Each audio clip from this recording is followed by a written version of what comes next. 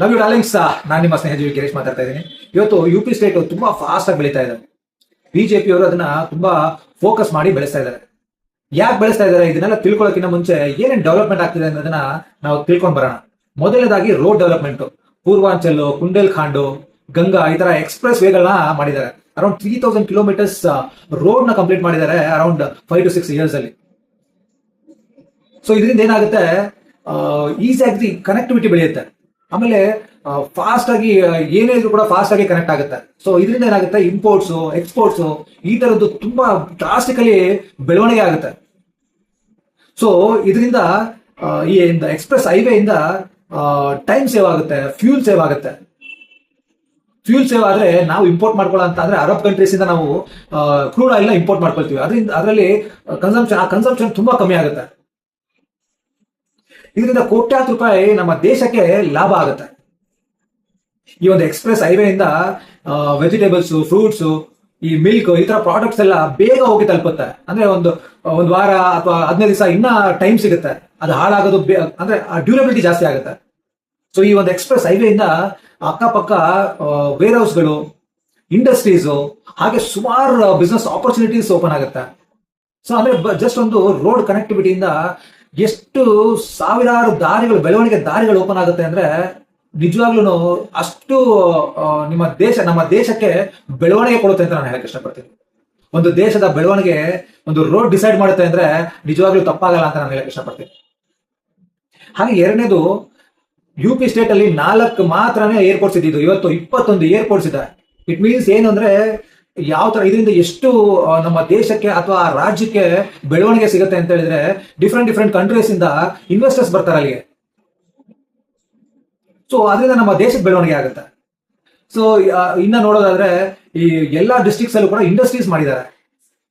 STPI tech centres, IT hubs, smart cities ಈ ತರ ಸುಮಾರು ಡೆವಲಪ್ಮೆಂಟ್ಗಳು ಮಾಡಿದ್ದಾರೆ ಜಸ್ಟ್ 8 years ಅಲ್ಲಿ. ಆಮೇಲೆ railway projects, for example metro projects ಆಗಿರ್ಬೋದು, ಸಬರ್ಬನ್ ರೈಲ್ವೇಸ್ ಆಗಿರ್ಬೋದು, ಟನಲ್ ರೈಲ್ವೆ ಪ್ರಾಜೆಕ್ಟ್ಸ್ ಅಂದ್ರೆ 500 ಕಿಲೋಮೀಟರ್ಸ್ ಟನಲ್ ರೈಲ್ವೆ ಪ್ರಾಜೆಕ್ಟ್ಸ್ ಮಾಡಿದ್ದಾರೆ 8 years ಅಲ್ಲಿ. ಸೊ ಯಾವ ತರ ನಮ್ಮ ಒಂದು ಬೆಂಚ್ ಮಾರ್ಕ್ ಸೆಟ್ ಮಾಡಿದ್ದಾರೆ UP ಸ್ಟೇಟ್ ಗವರ್ಮೆಂಟ್ ಅಂದ್ರೆ ಬೇರೆ ಯಾವ ರಾಜ್ಯಗಳು ಇಷ್ಟು ಫಾಸ್ಟ್ ಆಗಿ ಬೆಳೆದಿಲ್ಲ. ಅಂದ್ರೆ ನಾನು ಹೇಳೋದು, ಒಂದು ಬೆಂಚ್ ಮಾರ್ಕ್ ಸೆಟ್ ಮಾಡಿದ್ದಾರೆ, ಒಂದು ಚಾಲೆಂಜ್ ಕೊಟ್ಟಿದ್ದಾರೆ ಬೇರೆ ಸ್ಟೇಟ್ ಅವ್ರಿಗೆ. ಹಾಗೆ ಇನ್ನೊಂದು ಮೇಜರ್ ಡೆವಲಪ್ಮೆಂಟ್, ರಾಮ ಮಂದಿರ. ಇದನ್ನ ಕಟ್ಟಬೇಕಾದ್ರೆ ಸುಮಾರು ಜನ ಕ್ರಿಟಿಸೈಸ್ ಮಾಡಿದ್ರು. ಅದು ನಮ್ಮ ಹಿಂದೂಗಳೇ ಕ್ರಿಟಿಸೈಸ್ ಮಾಡಿದ್ರು.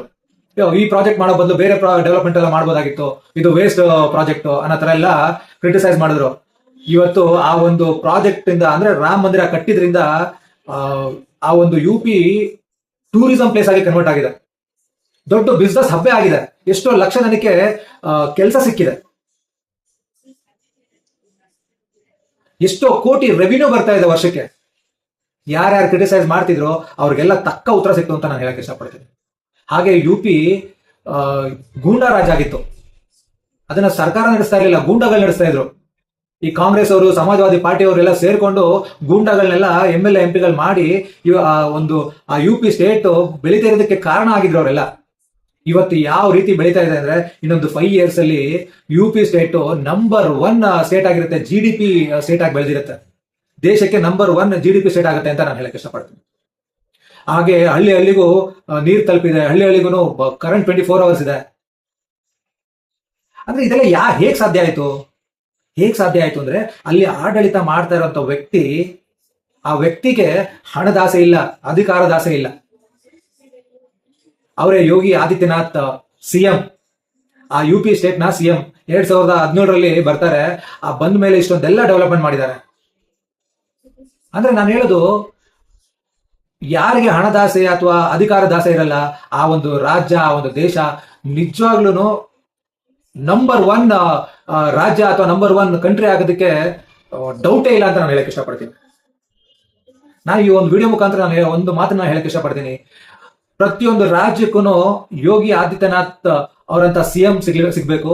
ಹಾಗೆ ಪ್ರತಿಯೊಂದು ದೇಶಕ್ಕೂ ಕೂಡ ನಮ್ಮ ನರೇಂದ್ರ ಮೋದಿ ಅವರಂತ PM ಸಿಗ್ಬೇಕು ಅಂತ ನಾನು ಈ ವಿಡಿಯೋ ಮುಖಾಂತರ ಹೇಳಕ್ ಇಷ್ಟಪಡ್ತೀನಿ. ನಾವೆಲ್ಲರೂ ವಿಚಾರವಂತರಾಗೋಣ. ಹಾಗೆ ಈ ಹಣದ ಆಸೆ, ಅಧಿಕಾರ ಆಸೆ ಇಲ್ಲದೆ ಇರೋಂಥ ವ್ಯಕ್ತಿನ ನಮ್ಮ ನಮ್ಮ ದೇಶಕ್ಕಾಗ್ಲಿ ನಮ್ಮ ರಾಜ್ಯಕ್ಕಾಗ್ಲಿ ಹಾರಿಸ್ಕೊಬರೋಣ. ನಮ್ಮ ಒಂದು ಸೊಸೈಟಿನ ನೆಮ್ಮದಿಯಾಗಿ ಬದುಕೋದಕ್ಕೆ ನಾವೆಲ್ಲ ಭಾಗ್ಯ ಆಗೋಣ ಅಂತ ನಾನು ಹೇಳಕ್ ಇಷ್ಟಪಡ್ತೇನೆ. ನಮಸ್ಕಾರ.